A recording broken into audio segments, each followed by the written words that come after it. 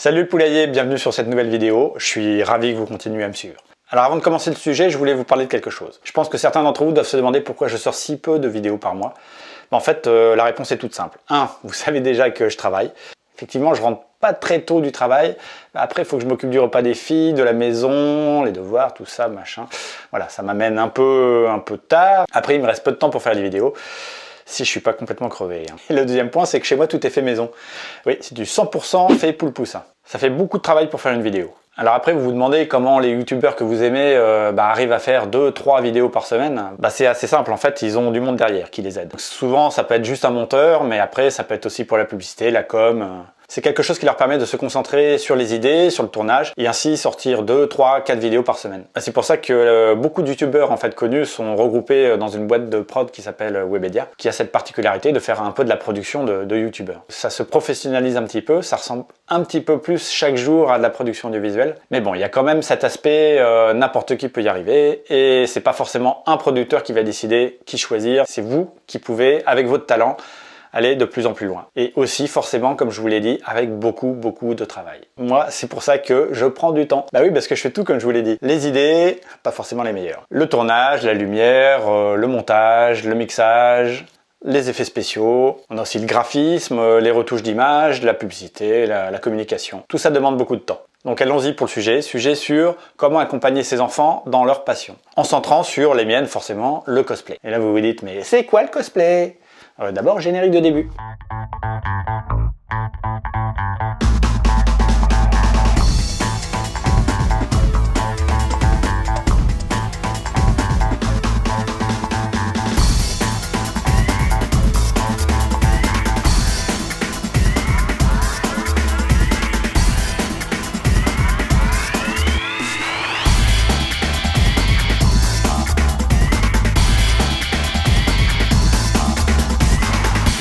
Alors oui, famille monoparentale, enfants, passion. Alors souvent, la passion des enfants, c'est le sport. Ça peut être une activité genre basketball, donc sport collectif. Et le problème numéro 1 dans toutes ces activités, ça vous savez très bien ce que je veux dire pour ceux qui s'en occupent, c'est le transport. Si c'est du sport collectif, là vous n'avez pas de chance, parce que les matchs, ils peuvent être très loin de chez vous. Vous pouvez passer des week-ends à faire des bonnes balades dans toute la France. Oui, moi, pour emmener Chewbacca au basket, j'ai pas trop de problème avec le Faucon Millenium. Ça va assez vite. C'est qu'il est doué, le petit, hein. Allez. Si c'est de la piscine, voilà, des choses comme ça, c'est un peu plus simple. Généralement, le club est pas trop loin de chez vous. La passion de mes filles, c'est vraiment la culture japonaise. Vous ne le savez peut-être pas, mais la France est le deuxième pays au monde qui possède le plus de lecteurs de manga. Un manga, c'est une bande dessinée très courte. C'est généralement une bande dessinée qui se lit très vite, avec des héros très reconnaissables. Ce qui nous amène au cosplay. Alors le cosplay, c'est quoi? Le cosplay, c'est en fait simplement se déguiser comme ces héros. C'est-à-dire qu'on va essayer de se rapprocher le plus possible au niveau vestimentaire du personnage qu'on aime dans tel manga ou dans un dessin animé ou même dans un jeu vidéo. Généralement, le cosplay, ce qui est intéressant, c'est de le montrer. C'est pour ça que ceux qui sont passionnés de cosplay, généralement, on les retrouve dans les conventions. Les plus grosses conventions en France, nous avons à Paris, par exemple, la Japan Expo. À Nantes, où je suis, nous avons Art2Play et Japan Nantes. Comme la culture japonaise se développe de plus en plus en France, ces salons et ces conventions, eux aussi, se développent beaucoup. Et on en retrouve de plus en plus. Et les conventions, faut y aller, faut les accompagner, les enfants.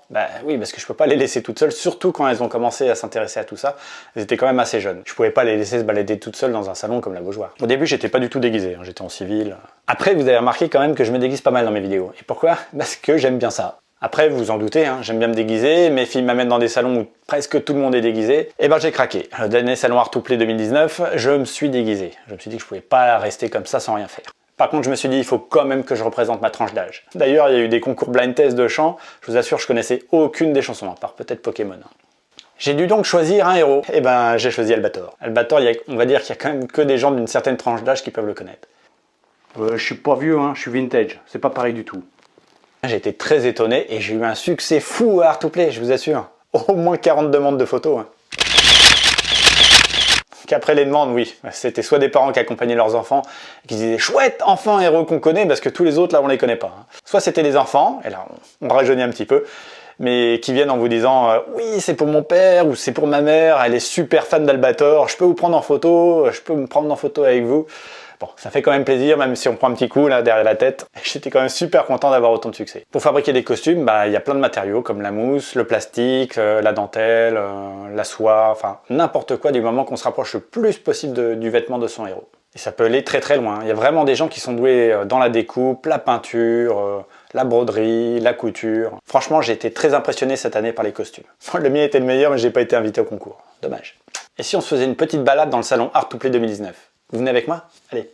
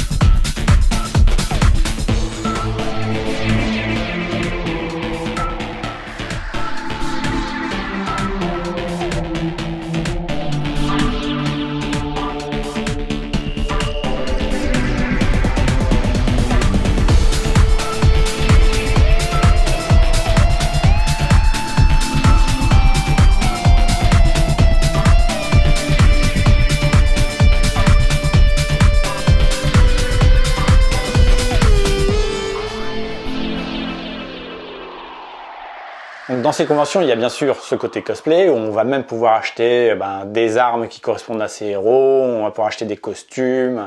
Je dois avouer qu'au salon, j'avais du mal à choisir. La hache ou bien la faux. Ouais, choix difficile.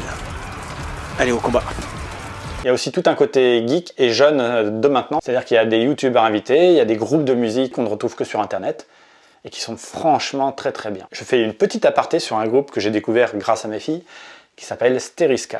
Je vous montre un petit extrait parce que ça m'a tellement plu que j'ai envie de vous le faire partager. En plus, ça a été très sympa pour moi parce que c'est la première fois que je voyais mes filles complètement folles dans la fosse avec un groupe un peu rock. Là, on vieillit aussi un petit peu, mais c'est de la bonne vieillesse. Non,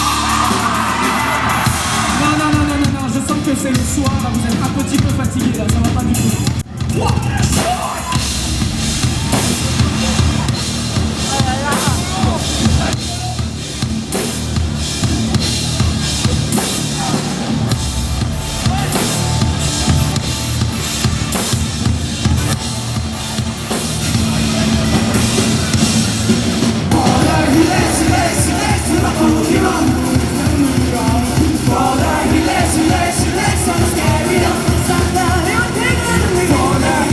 Mes filles ont évidemment fait la queue pour des dédicaces de youtubeurs, dont par exemple Sora, qui est très à la mode en ce moment. Alors pour finir, je vais vous donner un petit conseil à ne pas faire. Quand vous rentrez d'une convention cosplay, que vous êtes déguisé et maquillé, parce que je vous rappelle qu'Albator il est une balafre, eh bien ne faites surtout pas comme moi, d'aller prendre des produits dans le placard à pharmacie du côté de vos filles, sans leur demander si c'est le bon produit, et de penser que c'est du démaquillant, alors que c'est du dissolvant.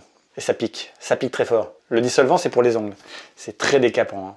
Je peux vous assurer que ça fait très mal.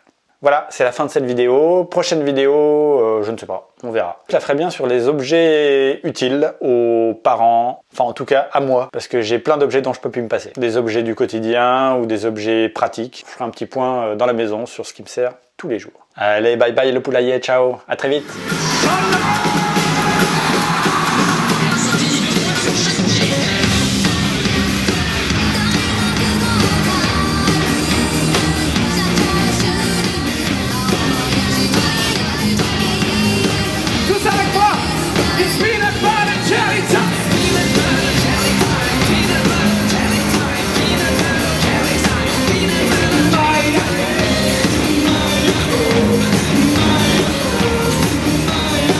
Stop!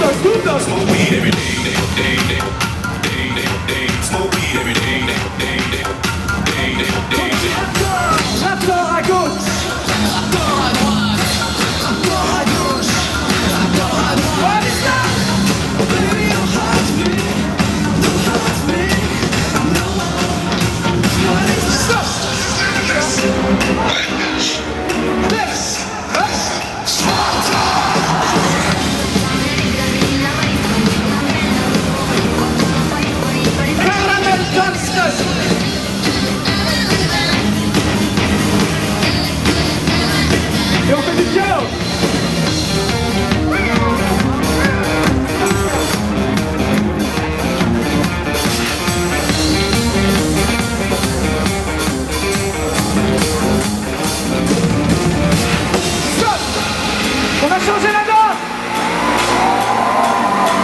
Vous êtes une bande de gros geeks. On va faire du sport. C'est le temps de faire du sport. Mangez le film.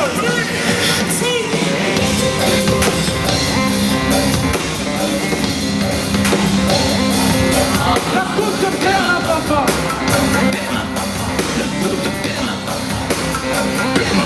Gangnam Style.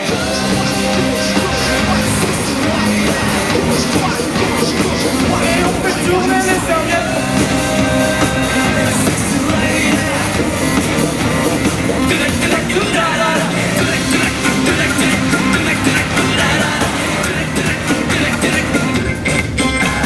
Stop. Vous séparez en deux groupes distincts. Vous séparez en deux groupes distincts. On va fusionner ensemble. Fusionner. Attention, fusion.